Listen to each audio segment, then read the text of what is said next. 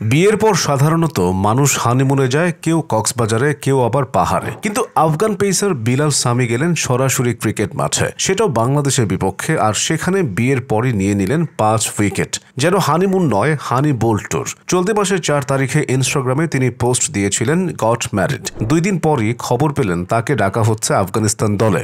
নববিবাহিত স্ত্রী তখনও হয়তো স্বপ্ন দেখছিলেন তারা কোথাও বেড়াতে যাবে, কিন্তু ভাগ্যের খেলা এমনই, সামিকে ব্যাট বলের দেশেই ফিরে যেতে হলো। সুযোগ পেলেন কারণ দলের আরেক পেসার মোহাম্মদ সালিম চোটে ছিটকে গেছেন। ভাগ্য দেবী যেন বিয়ের ফুলে তার কানে ফিসফিস করে বলেছিলেন, চলো এবার বড় কিছু করো। সামির গল্প যেন সিনেমার মতোই। আফগানিস্তানের হয়ে তিনি এর আগে মাত্র 1 ম্যাচ খেলেছিলেন, সেটাও 2024 সালের ডিসেম্বরে। 3 ওভার বল করে কোনো উইকেট পাননি, রান দিয়েছেন 25।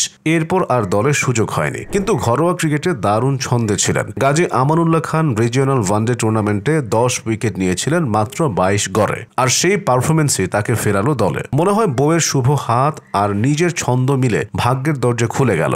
বাংলাদেশের বিপক্ষে প্রথম 2 ম্যাচে সুযোগ পাননি সামি, কিন্তু সিরিজের 3য় ম্যাচে যখন আফগানিস্তান আগেই জয় নিশ্চিত করে ফেলেছে, তখন তাকে নামানো হয়। হয়তো আফগান কোচ ভেবেছিলেন চলো ছেলেটাকে ট্রাই দেই, আর সেই ট্রাইতেই বাংলাদেশ দলের ব্যাটিং যেন ড্রাই হয়ে গেল। সামি নেমেই এমন বল করতে শুরু করলেন যেন বাংলাদেশের ব্যাটসম্যানরা বলের শব্দ শুনেই ভয়ে ব্যাট নামিয়ে ফেলছে।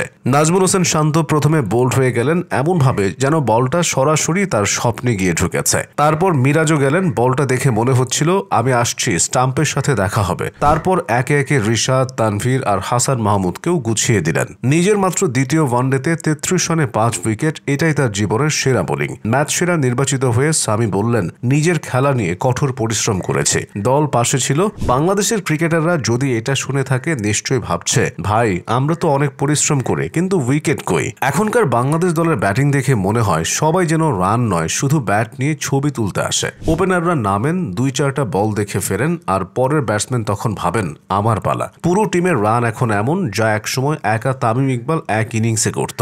একসময় বাংলাদেশের ব্যাটসম্যানরা মাঠে নামলেই প্রতিপক্ষ ভয় পেত, এখন প্রতিপক্ষ হাসে। আফগান বোলাররা যখন হাসতে হাসতে বোলিং করছে, তখন আমাদের ব্যাটসম্যানরা বলের সাথে লুকোচুরি খেলছে। মনে হয় বল দেখেই তারা বলে, ভাই তুমি যাও, আমি আর থাকছি না। কেউ কেউ তো এত দ্রুত আউট হয় যে দর্শক 1 কাপ চা বানিয়ে ফেরার আগেই 3 জন আউট। সামির গল্প শুনে বাংলাদেশের ভক্তরা বলছে, আমাদের প্লেয়াররাও বিয়ে করুক, হয়তো ভাগ্য খুলবে। কিন্তু সমস্যা হলো আমাদের দেশে অনেক সময় বিয়ের পর খেলোয়াড়ের ফর্মই হারিয়ে যায়। আফগানিস্তানে বউ বলে মাঠে যাও, দেশ গর্বিত করো, আর এখানে হয়তো বলে আজ একটু বাসায় থাকো। ফলে সামির মতো সৌভাগ্য আসে না। বাংলাদেশের ব্যাটিং এখন যেন পুরনো ওয়াইফাই সংযোগ। শুরুতে একটু কানেকশন পাওয়া যায়, তারপর নো ইন্টারনেট। কেউ যদি রান পায়ও সেটাও যেন বোনাস। সবাই এমন ভাবে খেলছে যেন লক্ষ্যই হলো দ্রুত ফিরে এসে ড্রেসিং রুমে আরাম করা। একসময় আমরা ভাবতাম আমাদের ব্যাটিং লাইন আপ শক্তিশালী, এখন মনে হয় সেটি কেবল কাগজে লেখা। বিলাল সামি প্রমাণ করলেন, পরিশ্রমের সাথে একটা ভাগ্য থাকলে আর পাশে থাকলে শুভ স্ত্রী, তাহলে জীবনও বদলে যায়। আর বাংলাদেশ দল এখন প্রমাণ করছে, পরিশ্রম করলেও যদি পরিকল্পনা আর মনোযোগ না থাকে, তাহলে ফলাফল হবে শুধু হতাশা। তার বউ হয়তো এখন গর্ব করে বলছেন, দেখো আমি বলেছিলাম আমি সৌভাগ্য বয়ে আনবো। আর বাংলাদেশে বসে ক্রিকেট প্রেমীরা বলছে, আমাদের দলে কেউ কি এমন বউ খুঁজে দিতে পারো?